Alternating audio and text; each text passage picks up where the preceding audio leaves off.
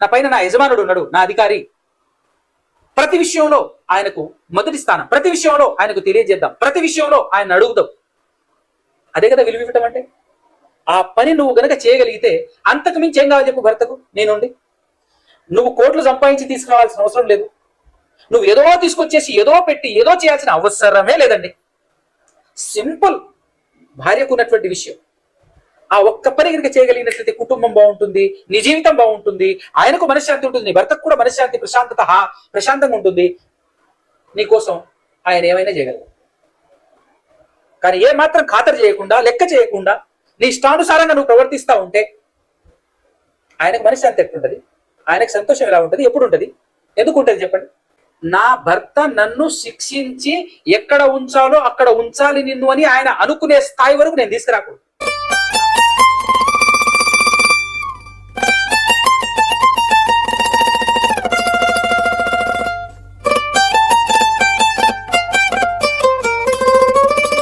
దేవదేవునికి యేసుక్రీస్తు ప్రభుల వారి యొక్క పరిశుద్ధమైనటువంటి నామము ద్వారానే స్తుతి స్తోత్రాలు కృతజ్ఞతాస్తుతులు చెల్లించుచున్నాను. అదేవిధముగా ఆయన మాటలు వినబడినటువంటి మాటలను హృదయంలో పదిలపరుచుకొని వాటి ప్రకారంగా బ్రతకాలి అనే ఆశ ఆలోచన కలిగి వచ్చి కూర్చుని వింటున్నటువంటి మీ అందరికీ కూడా క్రీస్తు పేరిటనే నా యొక్క శుభములు వందనాలు తెలియజేస్తూ ఉన్నాను.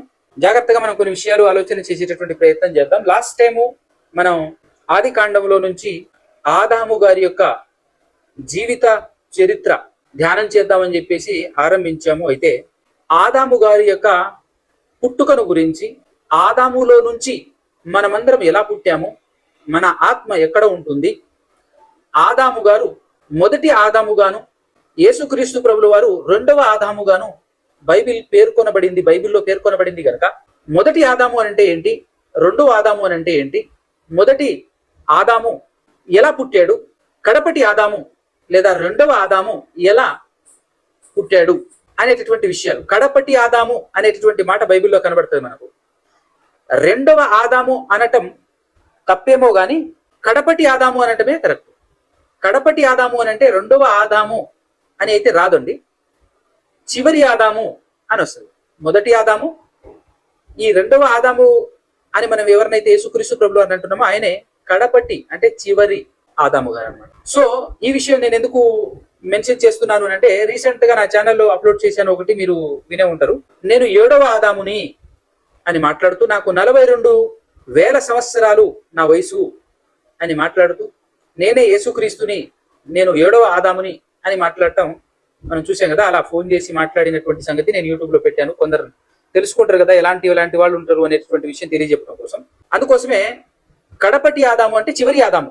ఇక తర్వాత మరలా ఆదాములు రారు. మొదటి ఆదాము, కడపటి ఆదాము అని బైబిల్ మెన్షన్ చేయబడింది బైబిల్లో కనుక. మొదటి ఆదాము ఎలా పుట్టాడు, కడపటి ఆదాము ఏ విధంగా పుట్టాడు అనే విషయాలు మనం నేర్చుకున్నాం. అంత మాత్రమే కాకుండా దేవుడు మనకు తండ్రి ఎలా అనే విషయాలు కూడా మనం నేర్చుకున్నాం.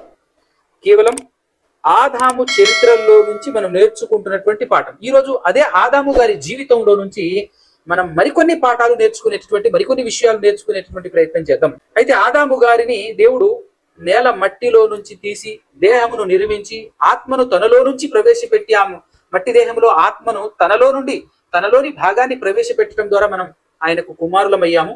ఆదాము గారు ఆయనకు కుమారుడు అయ్యాడు అనేటటువంటి విషయం అక్కడి వరకు మనం చూసాం.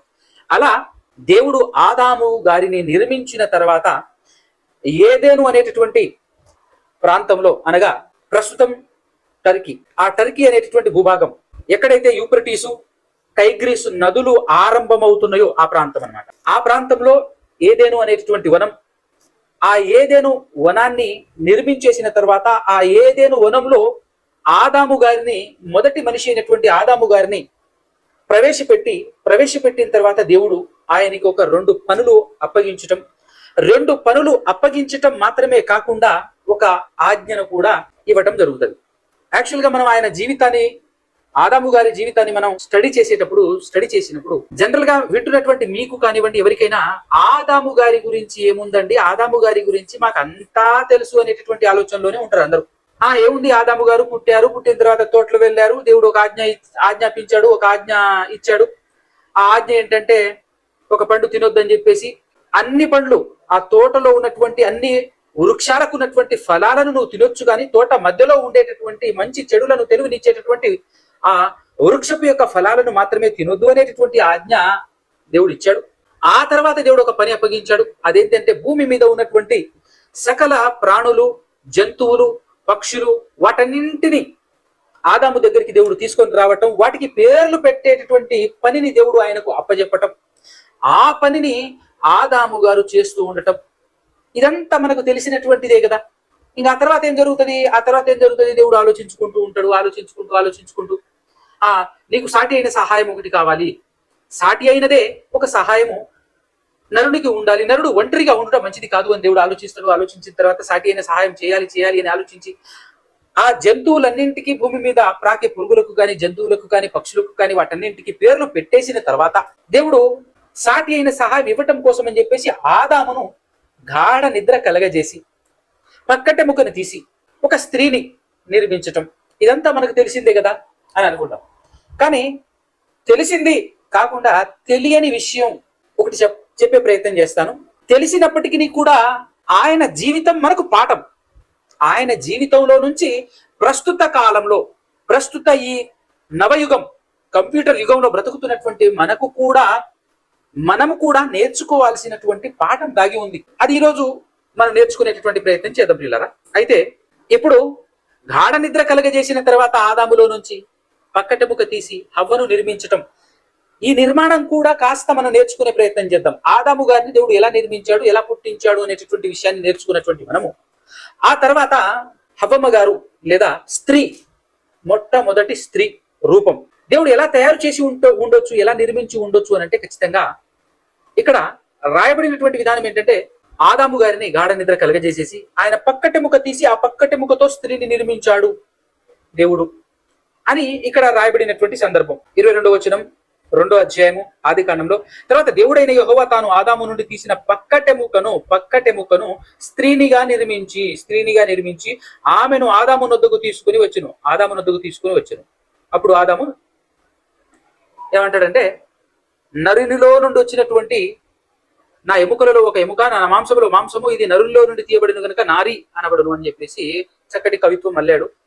అయితే స్త్రీ హవ్వమ్మను దేవుడు ఎలా నిర్మించి ఉంటాడు అని అంటే, ఎక్స్పెక్టేషన్ చేయకుండా వచనానుసారంగా వాక్య ప్రకారంగా చెప్పాలి అని అంటే, పక్కటెముకలో నుంచి తీసుకొని కేవలం పక్కటెముకనే తీసుకొని ఆ ఎముక మాత్రమే, ఆ ఎముకనే బిల్డ్ చేశాడు, దాన్నే ఎదిగేలా చేశాడు, పరిపూర్ణం అందులో నుంచే తీశాడు. ఎలాగైతే క్లోనింగ్ అని, టెస్ట్ ట్యూబ్ బేబీస్ అని చెప్పేసి రీసెంట్ గా శాస్త్రవేత్తలు ఎలాగైతే ఒక చిన్న డిఎన్ఏను తీసుకొని ఆ డిఎన్ఏలో నుంచే కొన్ని దినాలు, కొన్ని నెలలు పాటుగా ఒక ట్యూబ్ లో బంధించేసేసి ఆ ట్యూబ్ లో ఎలాగైతే మరలా మాంసాన్ని కలపకుండా, మరలా ప్రత్యేకమైనటువంటి మాంసాన్ని అతికించకుండా అదే బిల్డ్ అయ్యేలా, అదే పెరిగేలా ఏ విధంగా అయితే చేయగలుగుతున్నారో మానవులు, దేవుడు ఖచ్చితంగా అదే విధముగా మరలా ఆదాము దేహాన్ని నిర్మించటానికి మట్టిని తీసుకున్నట్టు మరలా మట్టిని తీసుకోలేదు దేవుడు అని చెప్పొచ్చు. ఎలా చెప్పొచ్చు అని అంటే, కొత్త నిబంధనకు వచ్చేసిన తర్వాత పౌలు గారు ప్రసంగిస్తూ ఊటంగించినటువంటి ఒక మాట ఏంటంటే, అపోస్తుల కార్యము 17వ అధ్యాయములో 26వ వచనంలో ఏమంటాడంటే, మరియు యావత్ భూమి మీద కాపురముండుటకు ఆయన ఒకని నుండి ప్రతి జాతి మనుషులను సృష్టించాడు. ఒకని నుండే. రెండవదిగా ఆఖరికి మనం నిన్నటి దినాన మాట్లాడుకున్నాం, యేసుక్రీస్తు ప్రభుల వారి యొక్క శరీరం, రక్త మాంసములు కూడా సపరేట్ గా మరలా వేరే మట్టినో, వేరే మెటీరియల్నో, వేరే పదార్థాన్నో తీసుకోకుండా ఆదాములో నుంచి వచ్చినటువంటి అబ్రహాము గారి సంతాన స్వభావమునే ధరింప చేశాడు అనేటటువంటి విషయం మనం మాట్లాడుకున్నప్పుడు మనం మాట్లాడుకున్నాం. సో ఇక్కడ కూడా దేవుడు ఇలాగే ఖచ్చితంగా ఒక మనిషి నుండే అంతే తప్ప మరలా సపరేట్ గా ఆయన చేయలేదు అని చెప్పడానికి మనం ఈ విధంగా మాట్లాడవచ్చు. కాబట్టి స్త్రీని ఈ విధంగా నిర్మించాడు దేవుడు. పురుషుణ్ణి ఏ విధంగా నిర్మించాడో లాస్ట్ టైం మనం చూసాం. స్త్రీని ఈ విధంగా దేవుడే నిర్మించాడు. దేవుడే నిర్మించిన తర్వాత, నిర్మించిన వెంటనే ఆ ఆదాము గారి దగ్గర తీసుకెళ్లి నిలబెట్టిన వెంటనే భార్యాభర్తలు అవుతారు. నిర్మించి నిలబెట్టిన వెంటనే ఏమవుతారు అంటే భార్యాభర్తలుగా దేవుడు ఇరువురిని జతపరిచేసి భార్యాభర్తలు అని మెన్షన్ చేసేస్తాడు. మొదటి వివాహం భార్యాభర్తలుగా నిలబెట్టేసిన తర్వాత ఏం జరుగుతుంది అంటే సాతాను ఎంటర్ అవ్వటం, సాతాను ఏదో చెప్పటం, అది ఆవిడ నమ్మటం, నమ్మి తప్పు చేయటం, తప్పు చేసిన తర్వాత పాపం జరిగిన తర్వాత ఆనాడు నుంచి నేటి వరకు మనమందరం మాట్లాడుతున్నాం. మొదట పాపం చేసింది ఎవరు అని అంటే ఆదాము ఆదాము ఆదాము అని మాట్లాడేస్తాం. కానీ మనం టెక్స్ట్ చూసినప్పుడు, కాంటెక్స్ట్ లోకి వెళ్ళి మనం మాట్లాడినప్పుడు చూసినప్పుడు మనకి ఎవరు అర్థం అవుతారు అని అంటే మొదట పాపం చేసింది ఎవరు అని అంటే అవ్వమ్మ, ఆ తర్వాత ఆదాము గారు చేశారు. కానీ దేవుడు కూడా మొదటి పాపం చేసింది ఆదాముయే అని చెప్పేసి బైబిల్లో కూడా మొదట పాపం చేసింది ఆదాము గారే ఆదాము గారే ఆదాము గారే అని దేవుడు కూడా మెన్షన్ చేశాడు. ఎందుకు అని అంటే కొన్ని విషయాలు ఇక్కడ మనం జాగ్రత్తగా నేర్చుకునేటటువంటి ప్రయత్నం చేద్దాం. మొదటిగా దేవుడు ఏదైనా తోటలోకి వెళ్ళిన తర్వాత, తోటలో ప్రవేశపెట్టిన తర్వాత దేవుడు ఆయనకి ఇచ్చినటువంటి పని కూడా మనం చూద్దాం. 15వ వచనం, 2వ అధ్యాయం 15వ వచనం. మరియు దేవుడైన యెహోవా నరుని తీసుకొని ఏదైనా తోటను సేద్యపరచుటకును దాన్ని కాచుటకును దానిలో ఉంచెను. సేద్యపరచడం కాయటం, సేద్యపరచడం కాయటం అనేటటువంటి రెండు పనులు చేసుకుంటూ ప్రశాంతంగా బ్రతుకుతున్నాడు. బ్రతుకుతూ ఉన్నప్పుడు దేవుడు వెంటనే ఏం చేశాడు అంటే 16వ వచనంలో, మరియు దేవుడైన యెహోవా ఈ తోటలోనున్న ప్రతి వృక్ష ఫలములను నీవు నిరభ్యంతరముగా తినవచ్చును, అయితే మంచి చెడ్డలను తెలివినిచ్చు వృక్ష ఫలములను తినకూడదు, నీవు వాటిని తినుదినమున నిశ్చయముగా చచ్చెదవని నరుడికి ఆజ్ఞాపించడు. ఒక ఆజ్ఞ ఇచ్చేశాడు. ఇక్కడ మనం జాగ్రత్తగా ఆలోచిస్తే నరుణ్ణి నిర్మించిన దేవుడు తోటను నిర్మించాడు, తోటను నిర్మించిన దేవుడు తోటను నరుణ్ణి పెట్టి తోటలో మంచి చెడ్డలను తెలివినిచ్చు వృక్షాన్ని కూడా దేవుడే నాటాడు, దేవుడే వేశాడు. వేసింది సైలెంట్ గా ఉండకుండా వేసిన తర్వాత దేవుడు ఆ చెట్టు ఫలం తినకూడదు అని అన్నాడు. తినకూడదు అని ఆజ్ఞాపించిన తర్వాత సైలెంట్ గా ఉండకుండా, తినకూడదు అని ఆజ్ఞాపించిన తర్వాత దేవుడు సైలెంట్ గా ఉండకుండా తినటానికి ప్రేరేపించటానికి, తినమని ప్రేరేపించటానికి సాతానును పంపించాడు దేవుడు. ఏంటండి సాతాన్ని దేవుడు పంపించాడా, ఏం మాట్లాడుతున్నారండి మీరు అని చెప్పేసి మీరు ఆలోచన చేయొచ్చు. ఆ క్వశ్చన్ కూడా కొంతమంది వేయొచ్చు, ఆలోచన చేయొచ్చు. అయితే నేను మాట్లాడతాను. దేవుడు నిర్మించిన సృష్టిలో సమస్తం దేవుని వలననే కలిగినవి. సమస్తం దేవుడు ఎక్కడ పెట్టాడో అక్కడ పెట్టాడు. ఏది ఎక్కడ పెట్టాలని దేవుడు నిర్ణయించాడో అక్కడ అవి ఉన్నాయి. దేవుడు సమస్తము ఆయన చేసిన పని ప్రకారంగా, ఆయన ఆజ్ఞ ప్రకారంగా అన్ని సక్రమంగా ఉన్నాయి. అయితే అలా దేవుని సృష్టిలోనికి దేవుని పర్మిషన్ లేకుండా, దేవుని ఆజ్ఞ, దేవుడు ఆదాములో నుంచి తీసినటువంటి పక్కటెముకను స్త్రీనిగా ఎలా నిర్మించి ఉంటాడు, ఏ విధంగా నిర్మించి ఉంటాడు అని అంటే, రీసెంట్ గా సైన్స్ పెరిగిన తర్వాత ఒక డిఎన్ఏని తీసుకొని, జస్ట్ మనిషిలో నుంచి కానీ ఒక జంతువులో నుంచి కానీ ఒక డిఎన్ఏ తీసుకొని ఆ డిఎన్ఏని డెవలప్ చేసి ఒక భారీ దేహం ఎలాగైతే నిర్మించగలుగుతున్నారో దేవుడు కూడా అలాగే పక్కటెముకను తీసి కంప్లీట్ దేహాన్ని నిర్మించాడే గాని మరలా మట్టిని తీసుకోలేదు అని చెప్పాను. ఎందుకనంటే కొత్త నిబంధనలో అపోస్తుడైనటువంటి పౌలు గారు ప్రసంగిస్తూ ఎథెన్స్ లో ఉన్నప్పుడు ప్రసంగం చేస్తూ ఆయన ప్రసంగంలో ఒక మనిషి నుండి యావత్ భూమి మీద కాపురం ఉండుటకు ఒక మనిషి నుండి సకల అన్ని జాతుల మనుషులను సృష్టించాడు అనేటటువంటి విషయాన్ని 17వ అధ్యాయం అపోస్తుల కార్యం 26వ వచనంలో మనం చూస్తాం. సో ఒక మనిషి నుండే తప్ప మరలా సపరేట్ గా మెటీరియల్ తీసుకోలేదు. ఆఖరికి యేసుక్రీస్తు ప్రభులు వారి యొక్క దేహ నిర్మాణం, రక్త మాంసములు కూడా ప్రత్యేకమైనది కాదు, వేరే మెటీరియల్ కాదు, వేరే పదార్థం ఏది కూడా రాలేదు. ఆదాములో నుండి ఒక మనిషి అయినటువంటి ఆ ఆదాములో నుండి వచ్చినటువంటి ఫ్లెష్, ఆ రక్త మాంసములు మాత్రమే యేసుక్రీస్తు ప్రభుల వారిలో కూడా ఉన్నది అనేటువంటి విషయం మనం లాస్ట్ టైం మాట్లాడుకున్నాం. అయితే యేసుక్రీస్తు ప్రభుల వారు మరి రెండవ ఆదాము లేదా కడపటి ఆదాము ఎలా అవుతాడు? ఆ దేహం అందులో నుంచి వచ్చినప్పటికీ, మొదటి ఆదాములో నుండి దేహం వచ్చినప్పటికీ ఆత్మ ఆదాములో నుండి రాలేదు, దేవుని దగ్గర నుంచి వచ్చింది. కాబట్టి దేవుని దగ్గర నుంచి వచ్చినటువంటి మొదటి ఆత్మ మొదటి ఆదాముదైతే, రెండవ ఆత్మ యేసుక్రీస్తు ప్రభుల వారిది. అందుకోసమే అని చెప్పేసి మనం లాస్ట్ టైం మాట్లాడుకున్నాం. కాబట్టి ఈ విధంగా మరలా మట్టిని తీసుకోకుండా ఓన్లీ పక్కటెముకను తీసేసి లైక్ డిఎన్ఏ టైప్ లో తీసుకొచ్చేసి దాన్నే డెవలప్ చేసి ఒక దేహాన్ని నిర్మించి ఉంటాడు దేవుడు అనేది మనకు బైబిల్ సారాంశాన్ని బట్టి మనం చెప్పగలిగేటటువంటి విషయం. హవ్వమ్మ గారి యొక్క దేహ నిర్మాణం ఈ విధంగా జరిగితే, హవ్వమ్మ గారిని నిర్మాణం అయిన వెంటనే భార్యాభర్తలుగా, అనగా వీళ్లకు బాల్యం అనేటటువంటిది లేదు. బాల్యమే అది, బాల్యదశ అది. కాకపోతే దేవుడు దేహాన్ని నిర్మించినప్పుడు నిర్మించిన వెంటనే లేచి నిలబడి నడవగలిగేటటువంటి దేహము, నిర్మించిన వెంటనే ఇదిగో నీ భార్య అని ఆదాము గారి ముందు నిలబెట్టేసి భార్య భర్తలు అని మాట్లాడుతున్నాడు అని అంటే, ఒక యవ్వన కాలంలో ఉండేటటువంటి దేహం ఎలాగైతే ఉంటుందో అలాంటి దేహాన్నే నిర్మించాడు. కాకపోతే వారి యొక్క బుద్ధి విషయానికి వస్తే బాల్యమే, వారి యొక్క మానసిక విషయాలకు వస్తే బాల్యమే అని చెప్పొచ్చు. అయితే ఇక్కడ మనం నేర్చుకోవాల్సినటువంటి 2 విషయాలు, అందులో మొదటి విషయం ఏంటంటే, దేవుడు ఆదామును నిర్మించిన తర్వాత ఆదామును సింగిల్ గా ఏదెను తోటలో పెట్టి ఆ ఏదెను తోటను సేద్యపరచటమును కాయటమును 15వ వచనం చూసినట్లయితే ఒక్కసారి 2వ అధ్యాయం 15వ వచనంలో, మరియు దేవుడైన యెహోవా నరుని తీసుకుని ఏదెను తోటను సేద్యపరచుటకును దాన్ని కాచుటకును దానిలో ఉంచెను. అలా ఈ 2 వర్కులు చేస్తూ ఉన్నప్పుడు దేవుడు ఒక ఆజ్ఞ ఇచ్చాడు. ఏంటి ఆజ్ఞ అంటే, ఈ తోట బాగుంది కదా, ఈ తోటలో అన్ని చెట్లు ఉన్నాయి, అన్ని చెట్ల ఫలాలను తినొచ్చు, నిరభ్యంతరంగా తినొచ్చు, ప్రాబ్లం ఏమీ లేదు. కానీ ఆ తోట మధ్యలో ఒక చెట్టు ఉంది, ఆ చెట్టు ఫలం మాత్రం తినొద్దు అని చెప్పేసి ఒక ఆజ్ఞాపించాడు దేవుడు. ఇక్కడ మనం ఆలోచన చేయాలి ఏంటి అంటే, దేవుడు ఆ తోట మధ్యలో ఒక చెట్టు పెట్టి అది మంచి చెడ్డలను తెలివినిచ్చే చెట్టు అని చెప్పి ఆ చెట్టు ఫలాన్ని నువ్వు తినొద్దు, దినమున చస్తావు అనేటటువంటి ఒక ఆజ్ఞ 16వ వచనంలో దేవుడు జారీ చేశారు. ఇప్పుడు ఆ చెట్టును వేసింది ఎవరు? ఇక్కడ చిన్న ఎగ్జాంపుల్ అర్థం కావడం కోసం చెప్తాను. బయట కరెంట్ తీగ ఉంది, లేదంటే బయట బాంబులు కాలుస్తున్నారు, బయట ఏదో లేదంటే పలానా చోట బావి ఉంది, జాగ్రత్త అక్కడికి వెళ్ళకు అని చెప్పేసి మనం అంటాం. మన పిల్లలతో మనం అంటాం. ఆ బావి తీసింది మనం కాదు, లేదంటే బయట ఒక ప్రమాదాన్ని క్రియేట్ చేసింది మనం కాదు.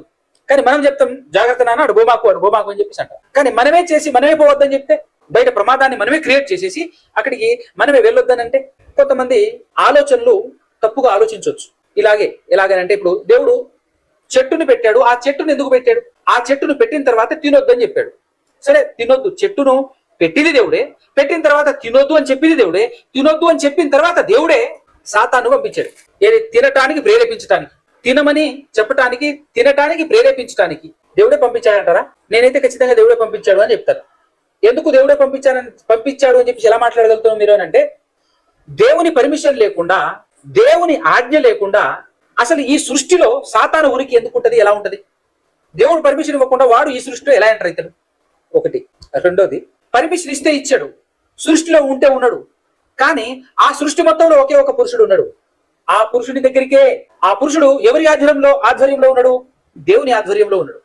దేవుడు నిర్మించినటువంటి తోటలో దేవుని పని చేస్తున్నాడు, దేవుడు నియమించిన పని చేస్తున్నాడు. దేవుడు నియమించిన పని చేస్తున్నప్పుడు వేరేవాడు వస్తే మనమే ఉన్నాం. ఒక పనిని కూలివానికి మన పొలంలో పలానా పని చేసిరామని చెప్పేసి మనం పెడతాం. పెట్టిన తర్వాత వేరే వాడు వస్తే మనం ఊకుంటామా? వేరే వాడు వచ్చేసి డిస్టర్బ్ చేస్తే మనం ఊకుంటామా చెప్పండి? మనమైనా ఒకవేళ సైలెంట్ అవ్వచ్చేమో, లేదంటే మనమైనా మన పర్మిషన్ లేకుండా ఎవరైనా రావచ్చు, డిస్టర్బెన్స్ చేయొచ్చేమో. కానీ ఇక్కడ సృష్టిలో మాత్రం దేవుని పర్మిషన్ లేకుండా ఏ జంతువు, ఏ జీవి ఉనికిలో ఉండటానికి వీల్లేదు. దేవుని పర్మిషన్ లేకుండా ఎవరు ఆయన దగ్గరకు వచ్చి ఆ తోటలోనికి ఎంటర్ అయి మరి అతన్ని డిస్టర్బ్ చేయలేదు. సో వితౌట్ దేవుని పర్మిషన్ సాతానుడు అక్కడ ఎంటర్ అవ్వలేడు. అయితే సాతానుడు ఎంటర్ అయ్యి ప్రయత్నం చేశాడు. ఎన్నిసార్లు ప్రయత్నం చేశాడో మనకు తెలియదు కానండి. వాడు ఎన్నిసార్లు ప్రయత్నం చేసినా కూడా ఆదాము గారు పడిపోలేదు, ఆదాము గారు లోబడలేదు, ఆదాము గారు వాడి మాట వినలేదు. నిజంగా వండర్ఫుల్. దేవుడు ఆనందించినాలే, సంతోషించినాలే. ఇంతకు సాతానుడు ఆదాము గారు ఒంటరిగా ఉన్నప్పుడు, హవ్వమ్మ నిర్మింపబడక మునుపు, హవ్వ పుట్టక మునుపు వచ్చి మోసం చేయటానికి, ఆ పండు తినటం కొరకు ప్రేరేపించి ఉంటాడంటవా లేడంటవా అంటే ఖచ్చితంగా ప్రేరేపించాడు అని చెప్పడానికి మనకు కొత్త నిబంధనలో ఒక మాట కనబడుతుంటది. అది ఏంటంటే, తిమోతి గారికి అపోస్తుడైనటువంటి పౌలు గారు రాసినటువంటి లేఖలో ఒక మాట, 2వ అధ్యాయంలో ఒక మాట కనబడతా ఉంటుంది. చూడండి ఒకసారి, 14వ వచనం, 2వ అధ్యాయం 14వ వచనం, తిమోతి గారికి పౌలు గారు రాసినటువంటి లేఖలో, మరియు ఆదాము గారు మోసపరచబడలేదు గాని స్త్రీ మోసపరచబడి అపరాధంలో పడింది. అంటే స్త్రీని మోసం చేయటానికి వచ్చాడు, మోసపోయింది. ఆదాము గారి దగ్గరికి కూడా మోసం చేయడానికి వచ్చాడు, కానీ ఆదాము గారు మోసపరచబడలేదు, ఆదాము గారు మోసపోలేదు అనేటటువంటి విషయం మనకు అక్కడ అవుతుంది. అయితే సింగిల్ గా ఉన్నప్పుడు మాత్రం అవకాశం ఇవ్వలేదు, ఏ మాత్రం అవకాశం ఇవ్వలేదు. కానీ ఎప్పుడైతే భార్య వచ్చిందో, ఎప్పుడైతే హవ్వమ్మ గారు ఎంటర్ అయ్యారో, హవ్వమ్మ గారు ఎంటర్ అయిన వెంటనే 3వ అధ్యాయం ఆరంభంలోనే ఏం జరుగుతుంది అని అంటే, దేవుడు భూ జంతువులన్నింటిలో యుక్తిగలదిగా సర్పమును నిర్మిస్తే ఆ సర్పము ద్వారా మాట్లాడుతున్నది సాతాను అని మనందరికీ తెలుసు. సో అలా సాతాను వచ్చి ఏం చెప్తున్నాడు, ఏం మాట్లాడుతున్నాడు అని అంటే, మొదటి వచనమే, దేవుడైన యెహోవా చేసిన సమస్త భూజంతువులలో సర్పము యుక్తిగలదై ఉండెను, అది ఆ స్త్రీతో ఇది నిజమా డైరెక్ట్ గా వచ్చి ఏం క్వశ్చన్ అడుగుతున్నాడు? ఇది నిజమా? ఏది నిజమా? ఇది నిజమా? ఏది నిజమా అని అంటే నెక్స్ట్ మాట, ఈ తోట చెట్లల్లో దేని ఫలములనైనను మీరు తినకూడదు అని దేవుడు చెప్పాడా, చెప్పేనా అని తనంతట తానే అడుగుతున్నాడు అని అంటే తనకి ఎట్లా తెలిసింది? దేవుడు ఆదాము గారితో చెప్పాడు ఈ ఆజ్ఞ. వాడికి ఎట్లా తెలిసింది అంటే వాడు అనేక సార్లు ఆదాము దగ్గరకు వచ్చేసి మోసం చేయటానికి ప్రేరేపించడానికి ప్రయత్నం చేశాడు అనేటువంటి విషయం మనకు వాడు అడిగే క్వశ్చన్ ని బట్టి మనకు అర్థమవుతుంది. అతను ఖచ్చితంగా ఆదాము దగ్గరికి వచ్చే ఉంటాడని. ఎన్నిసార్లు ప్రయత్నం చేసినా అక్కడ ఆయన పప్పులేం ఉడకలే. అయితే ఇప్పుడు నెక్స్ట్ వ్యక్తి ఎవరు ఎంటర్ అయ్యారు? పురుషుడి జీవితంలోనికి స్త్రీ ఎంటర్ అయింది. ఎంటర్ అయిన తర్వాత ఈ స్త్రీ దగ్గరికి వచ్చేసి స్త్రీని ప్రేరేపించే ప్రయత్నం, స్త్రీని మోసం చేసే ప్రయత్నం, స్త్రీతో సంభాషించేటటువంటి ప్రయత్నం సర్పము ద్వారా సాతానుడు చేస్తున్నాడు. చేసిన వెంటనే ఏం జరిగింది అని అంటే అందుకు ఆ స్త్రీ ఏమని మాట్లాడుతుందో ఒకసారి చూద్దాం మనం. అందుకు స్త్రీ 2వ వచనంలో, ఈ తోట చెట్ల ఫలములను మేము తినవచ్చును, అయితే తోట మధ్యనున్న చెట్టు ఫలములను గూర్చి దేవుడు మీరు చావకుండునట్లు వాటిని తినకూడదనియు వాటిని ముట్టకూడదనియు చెప్పేనని సర్పముతో. నేను కొంచెం మసాలా వేసి చెప్తుంది అనమాట. చక్కగా పాఠం అప్పచెప్పినట్టు అప్పచెప్తుంది అడిగిన వెంటనే. అంటే ఈవిడికి తెలుసు, ఈవిడికి ఖచ్చితంగా ఆదాము గారు చెప్పే ఉంటాడు అని ఈవిడ చెప్పిన సమాధానం బట్టి మనకు అర్థం. ఇంతకు ఇక్కడ ముట్టను కూడా ముట్టకూడదని చెప్పాడా దేవుడు? ఒకసారి 16వ వచనం చూడండి 2వ అధ్యాయంలో. మరియు దేవుడైన యెహోవా ఈ తోటలో ఉన్న ప్రతి వృక్ష ఫలములను నీవు నిరభ్యంతరముగా తినవచ్చును, అయితే మంచి చెడ్డలను తెలివినిచ్చు వృక్ష ఫలములను తినకూడదు అన్నాడు. అంతే, ముట్టకూడదని మాట ఏం చెప్పలే, తినకూడదు. నీవు వాటిని తినుదినమున నిశ్చయముగా చచ్చెదవని నరునికి ఆజ్ఞాపించాడు. కానీ ఈవిడ ఏం మాట్లాడుతుంది? తినొద్దు, కనీసం ముట్టను కూడా ముట్టొద్దండి మేము అని చెప్పేసి మాట్లాడుతుంది. మాట్లాడినప్పుడు సర్పము 4వ వచనంలో 3వ అధ్యాయం 4వ వచనంలో సర్పము, అందుకు సర్పము, మీరు చావనే చావరు, ఏలైనగా మీరు వాటిని తిను దినమున మీ కన్నులు తెరవబడుననియు మీరు మంచి చెడ్డలను ఎరిగిన వారై దేవదూతల వలె ఉందురనియు దేవునికి తెలియనని స్త్రీతో చెప్పగా. స్త్రీతో సర్పం చెప్పినటువంటి మాట ఏంటంటే, అబ్బే మీరు జావరు, చస్తారు అని దేవుడు చెప్పాడు. సాతానుడు, మీరు జావరు, చావరు, తింటే మీరు ఎలా తయారవుతారు అంటే దేవతల వలె తయారైపోతారు, మీరు దేవతల వలె తయారవుతారని దేవునికి తెలుసు అని చెప్పేసి చెప్పగానే చెప్పిన వెంటనే నమ్మేసిందండి.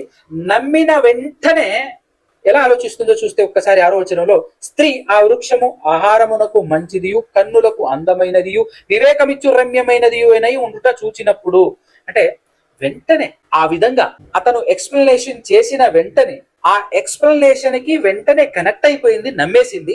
నమ్మిన వెంటనే ఆ చెట్టు ఎలా కనబడుతుంది అని అంటే ఆహారానికి మంచిదిగాను, ఎలా కనబడుతుందట ఆవిడకి? వివేకము, కన్నులకు అందమైనదిగాను, ఆహారములకు మంచిదియు వివేకమిచ్చు రమ్యమైనదిగా కనబడటం మొదలైంది. ఇప్పుడు కొంప కొల్లేరయ్యేది ఎక్కడ అంటే మనం నేర్చుకోవాలి ఇక్కడ ఈ సందర్భంలో, ఖచ్చితంగా మనం నేర్చుకోవాలి. మరి ముఖ్యంగా అందరూ, స్త్రీ ఏంటి పురుషుడు ఏంటి, అందరూ నేర్చుకోవాల్సినటువంటి గొప్ప పాఠం ఇక్కడ దాగి ఉంది. ఏంటి అంటే ఇప్పుడు ఇక్కడ ఉన్నటువంటి భూమి మీద చాలా ప్రశాంతంగానండి పీస్ఫుల్ వాతావరణంలో పీస్ఫుల్ మైండ్ తో బ్రతుకుతున్నటువంటి బ్రతుకు ఆదాము గారిది. ప్రశాంతంగా బ్రతుకుతున్నాడు. నిజంగా చాలా కాలం బ్రతికినాలి ప్రశాంతంగా, ఆనందంగా, సంతోషంగా. ఆయన జీవితంలో అలజడి ఎప్పుడు ఆరంభమైందని అంటే ఎప్పుడైతే స్త్రీ అడుగుపెట్టిందో ఆ తర్వాత ఆయన జీవితం అలజడి ఆరంభం.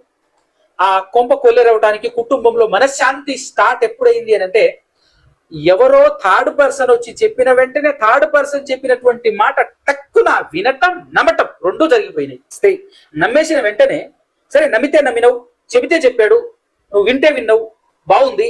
కానీ నీకంటే పెద్దవాడు, నీకంటే సీనియర్, నీకంటే చాలా ముందు పుట్టి, నీకంటే ముందు అనుభవం, ఈ లోకంతో మాత్రమే కాకుండా ఆ సాతానుడు నీ దగ్గరకు వచ్చి మాట్లాడాడు అని అంటే నీకంటే ముందు నీ భర్తతో కూడా మాట్లాడే ఉంటాడు కదా. ఖచ్చితంగా మాట్లాడినప్పుడు మరి ఖచ్చితంగా నీ భర్త చెప్పాడు. ఏమని చెప్పాడు? దేవుడు ఆయనకు ఆజ్ఞాపించినటువంటి ఆజ్ఞను నీకు కూడా ఎక్స్ప్లెనేషన్ ఇచ్చాడు కదా. ఫలానా చెట్టు పండు తినొద్దు అని చెప్పాడు కదా. తినొద్దు అని అన్నప్పుడు తినొద్దు అని నా భర్త చెప్పాడు కాబట్టి, తినొచ్చు ఏం కాదు అని నువ్వు చెప్తున్నావు కాబట్టి, ఒక్కసారి ఉండండి అయ్యా, ఒక్కసారి ఇలాగే ఉండండి, నేను ఒక్కసారి పర్మిషన్ అడిగి వస్తా, ఒక్కసారి మా ఆయనతో కూడా చెప్పేసి వస్తా అని వెళ్ళి ఉంటే ఎంత బాగుండేది. వెళ్ళకుండా సొంత నిర్ణయం తీసుకొని ఒక్కసారిగా అలా వెళ్ళి, ఏమండి మనం చనిపోమట, ఇదిగో ఆ సర్పం మనతో మాట్లాడుతుంది, నాతో మాట్లాడుతుంది, మనం చావనే చావమట, తినొచ్చట, తింటే నాకు కూడా అలానే అనిపిస్తుంది అని చెప్పి ఆ సర్పం నాతో మాట్లాడిన తర్వాత నా ఆలోచన కూడా మారింది. భలే కనపడుతుందండి, ఒకసారి మరి ట్రై చేద్దామా, మరి మీరేమంటారు అని చెప్పేసి పర్మిషన్ అడగొద్దు. పర్మిషనే తీసుకోకుండా ఆయన ఆ సర్పం మాట్లాడటం వినటం, విన్న తర్వాత టక్కున నమ్మటం, నమ్మిన తర్వాత తీసుకొచ్చి తెంపి తినటం మాత్రమే కాకుండా తీసుకెళ్లేసి భర్తకు కూడా. ఇదంతా జరగటానికి నన్ను అడిగితే ఇక్కడ జరిగినటువంటి ఒక ప్రతి కుటుంబానికి అవసరమైనటువంటి విషయం ఒకటి నేను చెప్పాలనుకుంటున్నాను. అదేంటి అంటే, అప్పటి వరకు ఒంటరిగా బ్రతుకుతున్నటువంటి తన జీవితంలో తనలాంటి రూపం, తనలాంటి ఆకారాన్ని దేవుడు తన ముందు నిలబెట్టేశాడండి. ఆదాము ముందు నిలబెట్టేసిన తర్వాత నిజంగా మనం పర్సనల్ గా ఒకసారి ఆలోచన చేద్దాం, డీప్ గా అక్కడికి వెళ్ళి ఏదైనా తోటికి వెళ్ళిపోయి మనం ఆలోచన చేద్దాం. చాలా కాలం ఒంటరిగా గడిపినటువంటి తన జీవితంలో సడన్ గా తనలాంటి మరొక దేహం అప్పటి వరకు కనబడలేదు. ఎన్నో జంతువుల్ని చూశాడు, ఎన్నో పురుగుల్ని చూశాడు, ఎన్నో పక్షుల్ని చూశాడు, వాటన్నిటికీ పేర్లు పెట్టాడు. కానీ అప్పటి వరకు తనలాంటి మరొక రూపం కనబడలేదు. తక్కువ కనబడిన వెంటనే ఎంత ఆనందపడిపోయినాలే, ఒక్కసారి ఆలోచన చేయండి. ఎంత సంతోషించినాలే. ఆ ఆనందం, ఆ ఉబ్బి తబ్బిపోవటం, ఆహా ఒక్కసారి అప్పుడు ఆ సీన్ లో కెమెరా పెట్టి ఆదాము గారిని చూడండి. మనకు సడన్ సర్ప్రైజ్ గా కొత్త మన హృదయాన్ని ఆనందపరిచేటటువంటి ఏదైనా విషయం కనబడితే, వినబడితే, చూస్తే అసలు ఎలా ఉంటుంది మనకు ఒక్కసారి ఆలోచన చేయండి. ఆ విధంగా ఒక్కసారి ఎక్స్పెక్ట్ చేసే ప్రయత్నం చేయండి. ఎంతో ఆనందంగా. ఇదే విధంగా పురుషులందరికీ చెప్తున్నాను వినండి. కొత్తగా వయసు వచ్చిన తర్వాత నువ్వు పెళ్లి చేసుకునేటటువంటి నీ జీవిత భాగస్వామ్యం, నీ జీవితంలోనికి ఎంటర్ అయ్యేటటువంటి అమ్మాయి ఈవిడే అని నీకు కన్ఫర్మ్ అయిన రోజు, నీకు తెలిసిన రోజు, ఆ అమ్మాయిని చూసినప్పుడు నీ ఫీలింగ్ ఏంటో ఒక్కసారి చూడు. ఆ అమ్మాయిని చూసినప్పుడు నీ లోపల అనుభవించే ఆ ఫీలింగ్, ఆ ఆనందం ఒక్కసారి నీకు గుర్తుంటే, ఆ ఫీలింగ్ ఎప్పుడైనా మనసులోనికి వస్తే, అంతకంటే మించినటువంటి ఫీలింగే ఆదాము గారు అనుభవించి ఉండొచ్చు. ఎందుకంటే మనం ఎందరో అమ్మాయిని చూసి ఉంటాం, ఫలానా అమ్మాయి మన జీవితంలోనికి వచ్చింది అని మనం కాస్త అయినప్పటికీ కూడా మనం ఒక రకమైనటువంటి ఫీల్ తో ఉంటాం. కానీ అప్పటి వరకు ఏ రూపాన్ని, మరొక మానవ రూపాన్ని చూడని ఆదాము గారు కొత్తగా ఒక రూపాన్ని చూడటం మాత్రమే కాకుండా ఆవిడే నీ భార్య అని దేవుడు చెప్పటం, ఆవిడ్ని దగ్గరికి చేర్చుకోవటం, కొత్తగా వింతగా అద్భుతమైనటువంటి ఆనందాన్ని రుచి చూసినాడే ఆదాము గారు. ఆనందపడ్డాడు, సంతోషపడి ప్రేమించడం మొదలు పెట్టడం మాత్రమే కాకుండా ఫ్రీడమ్ ఇచ్చాడు. మనం కూడా అదే చేస్తాం, ఫ్రీడమ్ ఇచ్చి ప్రేమించి మనం చక్కగా నాతో సమానమే కదా అని చెప్పేసి మనం ఆ స్వేచ్ఛనిచ్చినప్పుడు, ఆ ఫ్రీడమ్ ఇచ్చినప్పుడు, ఆ ఫ్రీడమ్ ని ఉపయోగించుకొని తర్వాత కాలంలో ఆ స్త్రీ నీ జీవితంలోకి వచ్చినటువంటి నీ భార్య నీకు తలనొప్పిగా, నీ కొంపలో ఆ తర్వాత మనశ్శాంతే లేకుండా నువ్వు ఇచ్చినటువంటి ఆ ఫ్రీడమ్ ను బట్టి ఇలాంటి కుటుంబాలు, అంటే మన మనశ్శాంతిని, లేదంటే మన కుటుంబంలో మన కొంపలో ఎలా అంటే కరెక్ట్ గా చెప్పాలి అంటే మనశ్శాంతి లేని జీవితం, తలనొప్పి తెచ్చేటటువంటి పనిని ఎన్నో కుటుంబాలు, అన్ని కుటుంబాల్లో అని చెప్పేసి చెప్పను కానీ చాలా కుటుంబంలో ఇది కనెక్ట్ అవుతుందా లేదా చూడండి. చాలా కుటుంబాలు సతమతం అయిపోతుంటారు. ఎందుకంటే స్టార్టింగ్ లో బాగా ప్రేమిస్తాం, దగ్గర చేర్చుకుంటాం, అన్ని విషయాల్లో ఫ్రీడమ్ ఇస్తాం. ఆ ఫ్రీడమ్ ని కాస్త వాళ్ళు ఏం చేస్తారంటే చులకనే చేసేస్తారు. ఎలా తీసుకుంటారు వాళ్ళు అంటే లైట్ తీసుకోవటం మాత్రమే కాకుండా భర్త ప్రేమించేటటువంటి ప్రేమను ఎలా చూసుకుంటారంటే ఏ కోణంలో ఆలోచిస్తారనంటే, ఎల్లప్పుడూ నా చెప్పు చేతల్లో నేను చెప్పినట్టుగా నా కోసమే, నన్ను సంతోషపరచడం కోసమే, నేనేం చెప్పినా కూడా, నేనేం చేసినా కూడా కాదనకుండా, అదేదో ఎలా చూస్తారనంటే ఇక భర్తకు ఈయనకేం చేత కాదు, లేదంటే అతని ప్రేమని అలుసుగా తీసుకొని కనీసం మినిమం పర్మిషన్ అడగాలి, లేదంటే ఒక ఇన్ఫర్మేషన్ ఇవ్వాలి అనేటటువంటి ఆలోచన కూడా లేకుండా సొంత నిర్ణయాలు తీసుకొని చేసేటటువంటి పనులు కుటుంబంలో తలనొప్పిగా మారడం మాత్రమే కాకుండా భర్తకు మనశ్శాంతి లేకుండా అయిపోతుంది. జీవితమే కొల్లేరైపోతుంది, కొంప నాశనం అయిపోతుంది అన్నమాట. యాక్చువల్ గా దేవుడు కూడా ఇప్పుడు పాత నిబంధన ప్రకారంగా చూసుకున్నట్లయితే ఇప్పుడు ఆదాము గారికి యజమానుడు ఎవరు? దేవుడు. అంటే ఇప్పుడు ఏం చేసినా కూడా దేవుని పర్మిషన్ అడగాలి, ఏం చేసినా కూడా. అందుకోసమే నా మాట ప్రకారంగా బ్రతుకుతాడా లేదా, నా మాట ప్రకారంగా జీవిస్తాడా లేదా అనేటటువంటి ఆలోచన తెలుసుకోవటం కోసమే కదా ఆజ్ఞ ఇచ్చాడు దేవుడు. జనరల్ గా ఇక్కడ ఇంకొక ఇన్ఫర్మేషన్ ఏంటి అంటే, మంచి చెడ్డలను తెలివినిచ్చేటటువంటి ఫలాన్ని దేవుడు తినొద్దు అని చెప్పాడు అని అంటే, మంచి చెడ్డలను ఆదాము గారికి అసలు తెలియకుండా పెంచాలి, అసలు తెలియనీయకూడదు అని అనుకున్నాడు దేవుడు. మనకు తెలియాలి ఈ విషయం. ఎందుకంటే ఈ విషయాలు తెలియకనే చాలా మంది దేవుణ్ణి అపార్థం చేసుకోవటం, దేవుడిని తప్పు పట్టడం. అసలు దేవుని తప్పు పట్టడం ఏంటంటే, మనకు తెలియకపోవచ్చు, మనకు అర్థం కాకపోవచ్చు దేవుని ఆలోచన అని అనుకోరు మనుషులు. కానీ దేవుణ్ణే తప్పు పట్టేటటువంటి ప్రయత్నంలోనికి అసలు దేవుడు ఎందుకు చెట్టు వేయాలి? వేస్తే వేశాడు, తినొద్దని ఎందుకు చెప్పాడు? తినొద్దు అని చెప్పేసి పోయి మంచి చెడ్డలు మనకు తెలియకూడదు అని అనుకున్నాడు దేవుడు, మీ దేవుడు అని మాట్లాడుతున్నటువంటి దౌర్భాగ్యులు కూడా లేకపోలేదు. కాబట్టి అలాంటి వాళ్ళందరికీ కూడా మనం జవాబు చెప్పాలి, మనం జవాబుగా నిలబడాలి అంటే ఇక్కడ దేవుడు నిజంగా మంచి చెడ్డలను మనకు తెలియకూడదు అనుకున్నాడు దేవుడు. ఇంతకు ఈ తప్పు చేసిన తర్వాత, ఆ పండు తిన్న తర్వాత మంచి చెడ్డలు తెలివి వచ్చిందా? వచ్చి ఏం చేశారు వాళ్ళు? అసలు వాళ్ళకి ఎలాంటి తెలివి వచ్చింది అని మనం ఒకసారి చూసినట్లయితే, ఒకసారి మనం చూసేటటువంటి ప్రయత్నం చేద్దాం, మనకు విషయం అర్థమవుతుంది. 3వ అధ్యాయం 7వ వచనం. 6వ వచనంలో హవ్వమ్మ ఆ పండు తింటది. తాను మాత్రమే తినకుండా తన భర్త దగ్గరకు వచ్చేసి, ఆదాము దగ్గరకు వచ్చేసి కూడా నువ్వు కూడా తినాలి అని చెప్పేసి అన్నప్పుడు అతడు కూడా తిన్న తర్వాత 7వ వచనం చూసినట్లయితే అప్పుడు వారిద్దరి కన్నులు తెరవబడిందట. తెరవబడి నెక్స్ట్ వారు తాము దిగంబరులమని తెలుసుకొని అంజూరపు ఆకులు కుట్టి తమకు కచ్చడములను చేసుకొనిరి. ఇప్పుడు వాళ్ళకు వచ్చిన తెలివి ఏంటో మీరు చెప్పాలి, మనం గ్రహించాలి, ఆలోచించాలి. ఏం తెలివి వచ్చింది ఇప్పుడు వాళ్ళకు? మీకు కరెక్ట్ గా అర్థం కావడం కోసం ఎగ్జాంపుల్ చెప్తాను. చిన్నపిల్లలండి, 5-6 సంవత్సరాలు, 5-6 సంవత్సరాల పిల్లలు మన ఇంట్లో ఉంటారు కదా, చూసాం కదా, మనం కూడా ఆ ఏజ్ నుంచి వచ్చాం కదా. అప్పుడు మనకు సిగ్గుంటారా? అంటే బట్టలు లేకపోయినా ప్రశాంతంగా తిరుగుతుంటాం. ఇప్పుడు సడన్ గా అదేదో సినిమాలో ఉంటది, ఏం సినిమాలో అంటే నాని అనేటటువంటి సినిమా ఉంటది కదా, చిన్న పిల్లోడికి ఏదో మంత్రం వేస్తే, ఏదో సైంటిస్ట్ అనేటటువంటి వ్యక్తి ఏదో చేస్తే సడన్ గా చిన్న పిల్లోడు పెద్దోడైతాడు. ఆ విధంగా 5-6 సంవత్సరాల పిల్లోడు బట్టలే లేనప్పుడు ప్రశాంతంగా తిరుగుతూ ఉంటుంటాడు. అప్పుడు ఆయనకు సడన్ గా 20 సంవత్సరాల ఏజ్ ఇచ్చేసాం అనుకున్నాం. సడన్ గా 20 సంవత్సరాల 30 సంవత్సరాల ఏజ్ ఇచ్చేసి ఆ ఏజ్ లోకి తక్కువ వచ్చేసేటట్టుగా మనం చేసామనుకోండి, అప్పుడు ఏం చేస్తాడు ఆ వ్యక్తి? 5 సంవత్సరాల 6 సంవత్సరాల ఏజ్ లో ఉన్నప్పుడు ఏ బట్టలు లేకుండా ప్రశాంతంగా ఉన్న వ్యక్తి సడన్ గా మనం ఒక 20 సంవత్సరాలు వయసును పెంచేసినాం అనుకో, ఇప్పుడు చూడాలి ఆయన పొజిషన్. వెతుకుతుంటాడు, పరిగెడుతుంటాడు, ఏదో తన ఒంటిని కప్పుకోవటం కోసం వెతుకుతుంటాడు, పరిగెడుతుంటాడు. అర్థమవుతుందా? అంటే ఇప్పుడు ఆదాము గారికి ఏమొచ్చింది? ఆ పండు తిన్న వెంటనే పసిప్రాయములో ఉన్నటువంటి ఆ పరిస్థితి మారి యవ్వన ప్రాయపు పరిస్థితి వచ్చేసింది అంతే. అంటే ఇప్పుడు వీళ్ళకు వచ్చిన తెలివి ఏదైతే ఉందో, ఈ తెలివి దేవుడు ఇవ్వకూడదు అనుకున్నాడు, ఖచ్చితంగా ఇవ్వాలి అని అనుకుంటాడు. కాకపోతే సడన్ గా కాదు, కొంచెం మెల్లగా, కొంచెం కాలక్రమేణా ఇవ్వాలి అని అనుకున్నాడు. కానీ అది తిని తొందరగా ఆ తెలివిలోని గనక శరీరం మీద స్పృహ, ప్రకృతి సంబంధమైన జ్ఞానం అని చెప్పొచ్చు, శరీర సంబంధమైనటువంటి జ్ఞానం అని చెప్పొచ్చు, అది వచ్చింది అక్కడ. అంటే ఇది అసలు దేవుడు మనుషులకు ఇవ్వకూడదు అనేది మాత్రం కాదు. ఎందుకు కాదు అనే మాట నేను మాట్లాడుతున్నాను అని అంటే, ఈ తప్పు జరిగిన తర్వాత పనిష్మెంట్లు తీసుకుంటారు. పనిష్మెంట్లు తీసుకున్న తర్వాత దేవుడే మీరు ఆకులతో కచ్చడాలు చేసుకుంటే ఆ ఆకులు ఉదయం నుంచి సాయంత్రానికి ఏమైపోతాయి? ఎండి రాలిపోతాయి. ఆ తర్వాత మరలా మిగిలేది దిగంబరమే. కాబట్టి రండి అని పిలిచి తోటలో నుంచి అయితే బయటికి గెంటేశాడు. బయటికి గెంటేసిన తర్వాత ఏం చేశాడో తెలుసా? 21వ వచనం చూడండి, 3వ అధ్యాయము.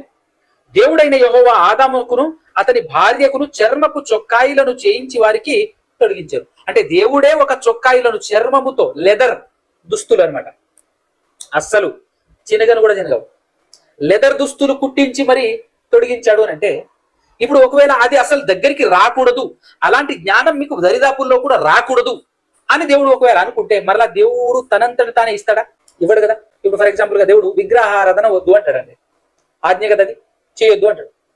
చేసిన తర్వాత చేయొద్దు అని అన్నప్పటికీ చేసిన తర్వాత సరే చేసుకోండి అని చెప్పేసి దేవుడే తనంతట తాను విగ్రహం చేసి ఇచ్చాడా? ఎందుకంటే అది ఎప్పటికీ కాదు, వద్దు అని అనుకున్నాడు దేవుడు. కాబట్టి అలాంటిది అసలు నేను ఎప్పటికీ అంగీకరించాను అనుకున్నాడు. కాబట్టి విగ్రహాలు చేసుకున్న తర్వాత ఆ విగ్రహాలను కొల్లగొట్టేశాడు. విగ్రహం చేసినటువంటి వాళ్ళకి బుద్ధి చెప్పాడు, ఎప్పటికీ చేసుకోకూడదని మళ్ళా చెప్పాడు. అలాగే చేశాడు. ఇక్కడ తప్పు చేసి కచ్చడాలు చేసుకున్నారు. ఆ కచ్చడాలు అసలు ఎప్పటికీ మీరు చేసుకోకూడదని చెప్పేసి, అది కూడా ఆకులు కూడా కప్పుకోకూడదని చెప్పేసి దేవుడు అన్నాడా? అనకుండా పైగా తానే లెదర్తో బట్టలు కుట్టించి మరి ఇచ్చాడు అని అంటే, దేవుని ఉద్దేశంలో అది ఇవ్వాలి, అలాంటి జ్ఞానం ఇవ్వాలి అని ఉంది. లేదు అని చెప్పడానికి లేదు, ఉంది. కాకపోతే తొందరపడ్డారు. దేవుడు కొన్నాళ్ళు వాళ్ళతో గడపాలి అనుకున్నాడు ఆ పసిప్రాయపు స్థితి. ఎందుకంటే మనం చిన్నపిల్లలతో ఎంత ఆడుకుంటామండి. సడన్ గా పెద్ద అయిపోయారు అనుకో పిల్లలు, ఆ చిన్నపిల్లలు లేరు ఇంట్లో అని చెప్పేసి ఎంత బోర్ కొడుతుంటారు. ఎలా ఫీల్ అవుతుంటామా? చిన్నపిల్లలు ఉంటే అదో సరదా, వాళ్ళతో ఆడుకోవటం, వాళ్ళతో పెద్దలతో ఆడుకోలేం కదా, ఆ విధంగా. అందుకోసం అనమాట, అది మనకు అర్థం కావాలి. సో దేవుని ఇంటెన్షన్ మనకు అర్థం కావాలి. ఇక్కడ ఖచ్చితంగా దేవునికి మంచి చెడ్డలను తెలివినిచ్చేటటువంటి ఆ తెలివి మనుషులకు ఇవ్వకూడదు అనేది కాదు దేవుని ఆలోచన. ఇవ్వాలి, కానీ దానికంటూ ఒక సమయం ఉంది. ప్రతిదానికి ఒక సమయం ఉంటుంది.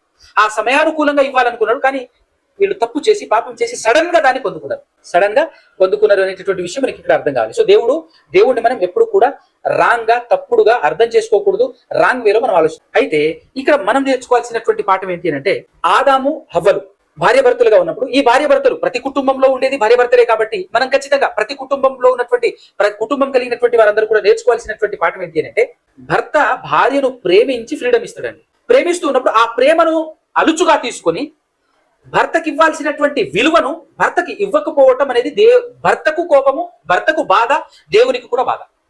ఇప్పుడు నా మాట ప్రకారంగా బ్రతుకుతారా లేదా?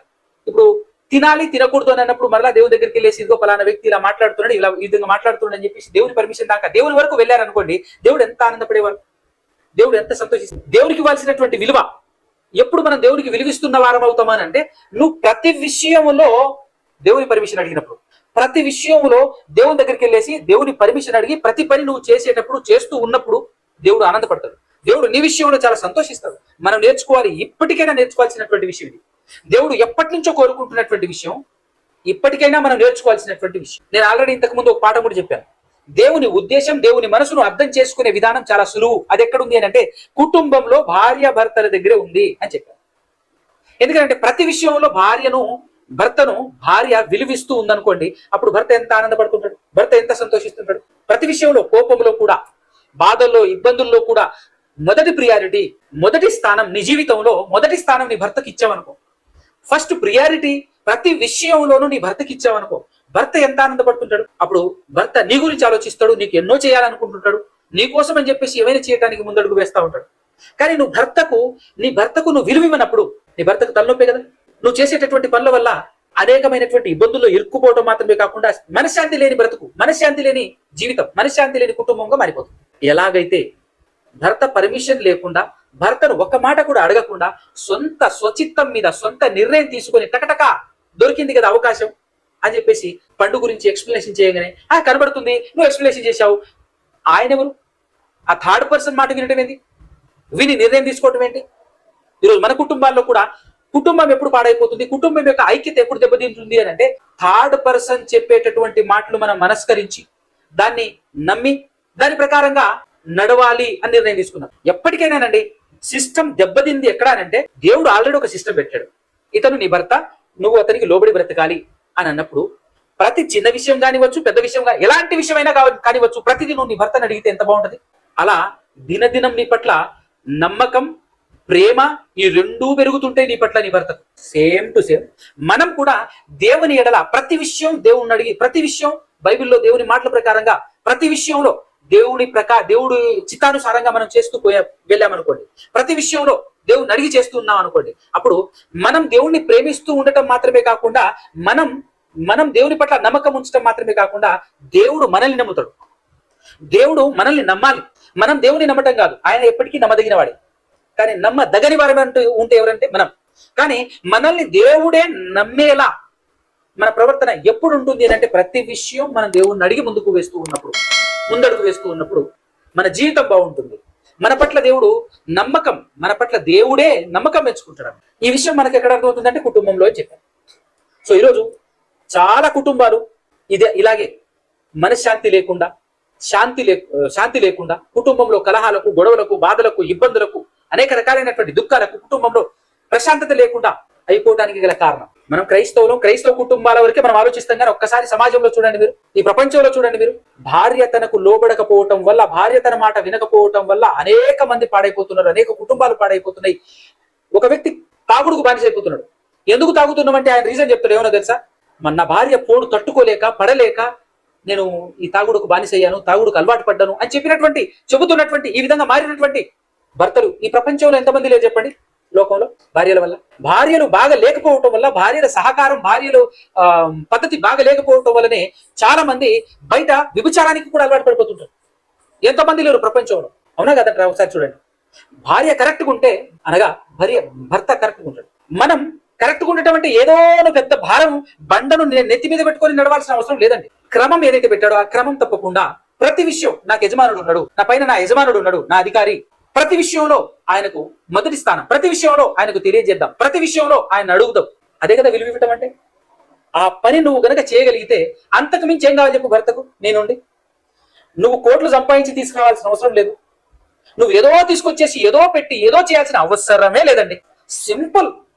భార్యకు ఉన్నటువంటి విషయం ఆ ఒక్క పని కనుక చేయగలిగినట్లయితే కుటుంబం బాగుంటుంది, నీ జీవితం బాగుంటుంది, ఆయనకు మనశ్శాంతి ఉంటుంది, నీ భర్తకు కూడా మనశ్శాంతి ప్రశాంతంగా ఉంటుంది. నీకోసం ఆయన ఏమైనా చేయగలరు. కానీ ఏ మాత్రం ఖాతరు చేయకుండా, లెక్క చేయకుండా నీ ఇష్టానుసారంగా నువ్వు ప్రవర్తిస్తా ఉంటే ఆయనకు మనశ్శాంతి ఎట్లుంటది? ఆయనకు సంతోషం ఎలా ఉంటుంది? ఎప్పుడు ఉంటుంది? ఎందుకు ఉంటుంది చెప్పండి? ఈ విధంగా ఆదాము హవ్వల నుంచి మనం నేర్చుకోవాల్సినటువంటి మన కుటుంబానికి అవసరమైనటువంటి పాట మనం నేర్చుకోవాల్సింది విషయం ఏంటి అంటే, ప్రతి స్త్రీ నేర్చుకోవాలి. వన్స్ నువ్వు పెళ్లి చేసుకున్న తర్వాత నీ జీవితం మొత్తం ఆనందంగా ఉండాలి అంటే, నీ జీవితంలో నువ్వు సుఖ సంతోషాలతో ప్రశాంతంగా బ్రతకాలి అంటే మొదటి స్థానం నీ భర్తకి. ఇంకొకటి ఏంటంటే, నేను ఒక షార్ట్ వీడియో చూశాను, నిజంగా అద్భుతం అనిపించింది. అదేంటి అంటే, కూతురికి పెళ్లి చేసి అత్తారింటికి పంపిస్తున్నాడు తండ్రి. పంపిస్తున్నప్పుడు ఇప్పుడు వెళ్ళేటప్పుడు వెళ్ళిపోతున్నా అనేటటువంటి సందర్భంలో తండ్రిని పట్టుకుని కూతురు ఏడుస్తూ ఉంటది, అంతే కదా, విడుకోలు వెళ్ళేటప్పుడు. అప్పుడు ఆ తండ్రి తన కూతురుతో చెబుతున్నటువంటి మాట అండి, బా వండర్ అనిపించింది. నిజం, అద్భుతం. అని ఏం చెప్పాడో తెలుసా? ఏడుస్తూనే చెప్తున్నాడు, తను ఏడుస్తుంది, ఈతను కూడా ఏడుస్తూ చెప్పినటువంటి మాట ఏంటంటే, తల్లి నీ జీవితంలో మొదటి స్థానం నీ భర్తకి. నీ భర్తను గెలిపించు, నువ్వు గెలుస్తావు. నువ్వు గెలవాలనుకుంటే ఎప్పటికీ ఓడిపోతావు. నీ జీవితంలో ఓడిపోతావు, అన్ని విషయాల్లో ఓడిపోతావు. ఎప్పుడు నీ భర్త గెలవాలనుకో తల్లి, నీ భర్తే గెలవాలనుకో, నీ భర్తను గెలిపించడం కోసం నువ్వేమన్నా చెయ్యి, అప్పుడు నువ్వు గెలుస్తావు అని చెప్పేసి నేర్పిస్తున్నాడు, చెబుతున్నాడు, హితోపదేశం చేస్తున్నాడు తన కూతురికి. అసలు ఇలాంటి తండ్రులు ఎంతమంది ఉంటారు చెప్పండి? అద్భుతం కదా. నేర్చుకోవాలి ఆయన నుంచి. ఆయన అన్యుడే అయినప్పటికీ కూడా ఎంత చక్కటి అద్భుతమైనటువంటి మాటలు చెప్పాడు. నిజంగా చెప్తున్నానండి, కుటుంబంలో భార్య వలన ఇబ్బందులు పడుతున్నటువంటి ఏ భర్త అయినా తన కూతురుకి నేర్పించాల్సినటువంటి పాఠం అండి. నీ భర్తను ఆనందపరిస్తే చాలు, నీ జీవితం ఆనందంగా ఉంటది, సుఖంగా ఉంటది, ప్రశాంతంగా ఉంటది అనేటటువంటి విషయం పెద్ద ఎక్కడో నేర్చుకోవాల్సినటువంటి విద్య కాదు కదండి. ఇది ఈజీ విషయం కదా. కానీ ఈరోజు కుటుంబంలో మనశ్శాంతి లేకుండా, కుటుంబం దేవునికి దూరంగా మారటానికి, దేవునికి దూరంగా వెళ్ళటానికి ప్రధానమైనటువంటి కారణం స్త్రీ అని చెప్తాను. ఎందుకు అనంటే, పురుషుడు కాదంటారా అనంటే 100% కాదు అని నేను చెప్పను. కానీ పురుషులు కూడా తలక మాసిన వాళ్ళు, లేదంటే పనికి మాలోళ్ళు చాలా మంది ఉంటారు, లేరు అని చెప్పడానికి లేదు. కానీ ఎక్కువగా కుటుంబ బాధ్యత స్త్రీ మీదనే ఉంటుంది. గృహ పరిపాలన స్త్రీయే జరిపించాలి. కాబట్టి స్త్రీ తెలివైందైతే, స్త్రీ భర్తకు విలువిచ్చేదైతే, స్త్రీ భర్తకు మొదటి స్థానం, మొదటి ప్రిఫరెన్స్ ఇవ్వగలిగేదైతే చాలా చక్కగా ఉంటుందండి కుటుంబం. అన్ని విషయాల్లో అన్ని వేళలా బాగుంటుంది. కానీ అదే గిరిక లోపిస్తే మనశ్శాంతి ఉండదు, కుటుంబంలో మనశ్శాంతి ఉండదు. కాబట్టి ఇక్కడ ప్రపంచమే నాశనం అయ్యేటటువంటి కార్యక్రమం ఎవరు చేశారు మీరు చెప్పండి? ఇప్పుడు నేటికి వేధిస్తున్నటువంటి సమస్య ఏంటి చెప్పండి? పాపం అనే సమస్య ఎవరి వల్ల స్టార్ట్ అయింది చెప్పండి? భార్య వల్ల స్టార్ట్ అయింది.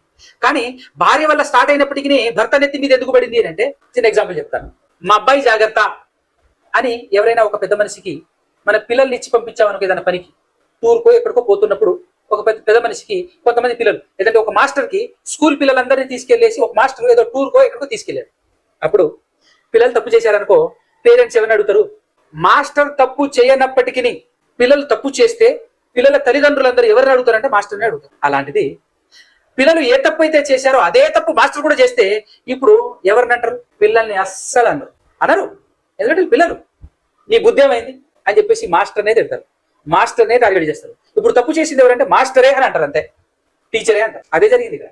ఎందుకంటే దేవుడు ఈ ఆజ్ఞనిచ్చింది హవ్వమ్మకి ఇవ్వలే, ఆదాము గారికి ఇచ్చాడు. ఆదాము గారికి ఆజ్ఞనిచ్చాడు. ఆ ఆదాము గారికి ఆజ్ఞనిచ్చినట్టే హవ్వమ్మను కూడా ఇచ్చాడు, జాగ్రత్త అని ఆజ్ఞనిచ్చాడు మొదట, ఆ తర్వాత హవ్వమ్మని ఇచ్చాడు. ఇప్పుడు చూసుకోవాల్సింది ఎవరు? ఆజ్ఞని జాగ్రత్తగా చూసుకున్నట్టు ఈ హవ్వమ్మను కూడా జాగ్రత్తగా చూసుకోవాల్సింది ఎవరు? అంతేనా? మరి ఇక్కడ ఆదాము గారు చెప్పారు, చెప్పలేదా అని అంటే చెప్పలేదు అని చెప్పడానికి లేదు, ఖచ్చితంగా హవ్వమ్మ గారికి చెప్పారు. చెప్పినప్పటికీ కూడా మరి ఈ తప్పు ఎందుకు జరిగింది? లోపం ఎవరిది అంటే దేవుడు అంటున్నాడు, నీదే అంటున్నాడు ఆదాము గారితో.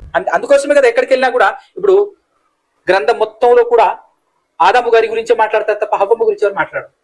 యోబు గారి జీవితంలో, యోబు గ్రంథంలో ఒకసారి చూసినట్లయితే 31వ అధ్యాయం 33వ వచనంలో ఏమంటారు చూడండి ఒకసారి. యోబు గ్రంథం 31వ అధ్యాయము 33వ వచనం చూడండి ప్రియులారా.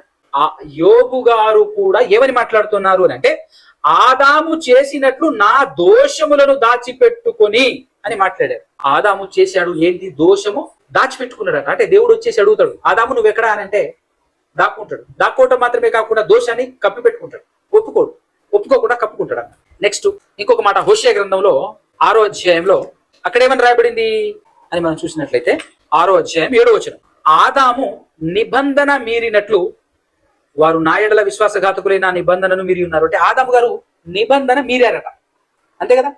యాక్చువల్గా మొదట మీరింది మనం లోపలికి వెళ్తే హవ్వమ్మ గారే వెళ్ళి తిన్నది, కానీ హవ్వమ్మకు కాదు కదా దేవుడు ఇచ్చింది ఆజ్ఞ, ఆదాము గారికి ఇచ్చారు.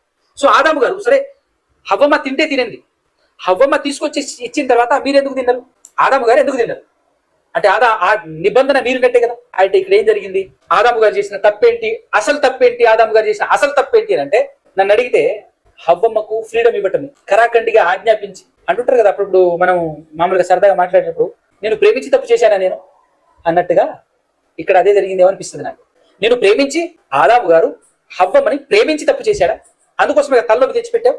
అదే ఏమాత్రం జోవియల్ గా ఉండకుండా, ప్రేమించి సమానంగా చూసుకోకుండా, సీరియస్ గా నాకు చెప్పకుండా నాకు తెలియకుండా ఒక్క పనైనా నువ్వు చేశావనుకో బాగుండదు, ఇక్కడ ఏది ముట్టుకోవాలన్నా నా పర్మిషన్ ఉండాలి, లేకుండా ఏమైనా చేస్తే బాగుండదు అని చెప్పేసి గట్టిగా వార్నింగ్ ఇచ్చి ఉండుంటే ఎట్లుండేది?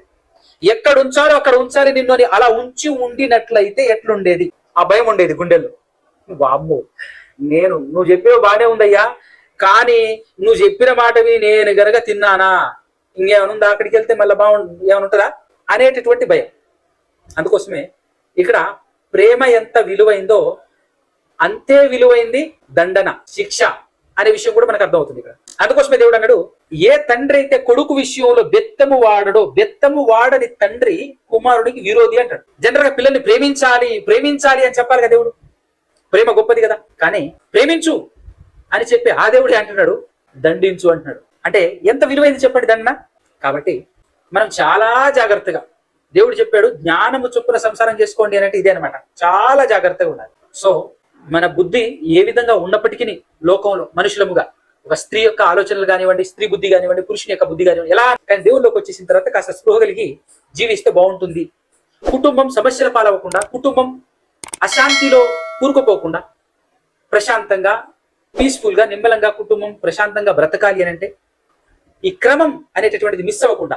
ఈ క్రమం ఎప్పుడు మిస్ అవుతుంది అంటే ప్రేమ అధికమైనప్పుడు క్రమం మిస్ అవుతుంది. ఇప్పుడు పిల్లలు మన మాట వినకుండా ఎప్పుడు పోతారు అని అంటే, మనం క్రమం మిస్ అయినప్పుడు, అధికంగా ప్రేమించినప్పుడు. అధికంగా ప్రేమిస్తే ఏమవుతారు? మన పిల్లలు పాడైపోతారు. కానీ అదే శిక్షిస్తే, దండిస్తే సెట్ రైట్ అవుతారు. కాబట్టి దీన్ని బట్టి మనం ఏం నేర్చుకోవాలో అది నేర్చుకోవాలి. మనం ఎలా నడుచుకోవాలో అలా నడుచుకోవాలి. దేవుని గ్రంథాన్ని, దేవుడు రాయించిన మహాజ్ఞాన గ్రంథాన్ని చేత పట్టుకున్న మనం ప్రతి విషయాన్ని కూలంకషంగా ధ్యానం చేస్తూ విశ్లేషించుకునేటటువంటి జ్ఞానం ఉన్నటువంటి మనం నేర్చుకోవాలి. ప్రతి సన్నివేశం నుంచి మన జీవితంలో, మన కుటుంబంలో మనం నేర్చుకోవాలి. ఇప్పుడు ఇక్కడ ప్రతి స్త్రీ ఏం నేర్చుకోవాలి అని అంటే, నా భర్త నన్ను శిక్షించి ఎక్కడ ఉంచాలో అక్కడ ఉంచాలి నిన్ను అని ఆయన అనుకునే స్థాయి వరకు నేను తీసుకురాకూడదు. నా భర్తకు నేను మొదటి స్థానం ఇవ్వాలి. నా జీవితంలో ప్రతి విషయంలో ఫస్ట్ ప్రిఫరెన్స్ నా భర్తకు ఇవ్వగలిగితే చాలు, అలా ఇస్తూ నేను బ్రతకాలి అని స్త్రీ నేర్చుకోవాలి. పురుషుడు నా జీవితంలో నేను నా దేవునికి మొదటి ప్రియారిటీ ఇవ్వాలి అని నేర్చుకోవాలి. ఎలా? యేసుక్రీస్తు ప్రభుల వారు ఎలాగైతే తన జీవితంలో ప్రతి విషయంలో నా అంతటా నేను ఏమీ చేయను అని చెప్పేసి ప్రతి విషయంలో దేవుని మీద ఎలాగైతే డిపెండ్ అయ్యి, దేవుని మీద ఎలాగైతే ఆధారపడి తన జీవితం కొనసాగించాడో, మనకు మాదిరి ఎలాగైతే చూపించాడో, మనము కూడా ప్రతి విషయంలో క్రీస్తును అనుసరించాలి. అంటే దేవుని మీద ఆధారపడాలి. క్రీస్తును అనుసరించాలి అంటే దేవుని మీద ఆధారపడాలి. యేసుక్రీస్తు ఎలాగైతే బ్రతికాడో, యేసుక్రీస్తు ఎలాగైతే నడిచాడో, యేసుక్రీస్తు ఎలాగైతే మాట్లాడాడో అలాగే మాట్లాడే ప్రయత్నం, అలాగే జీవించే ప్రయత్నం మనం చేయాలి. దేవుడు మనల్ని ఎక్కడ పెట్టాలో అక్కడ పెట్టాలి అని అనుకునే వరకు తీసుకెళ్లకుండా, దేవుడు మనల్ని శిక్షించాలి అని ఆయన అనుకునేంత వరకు తీసుకొని వెళ్లకుండా ముందుగానే మనం జాగ్రత్త పడితే మంచిది.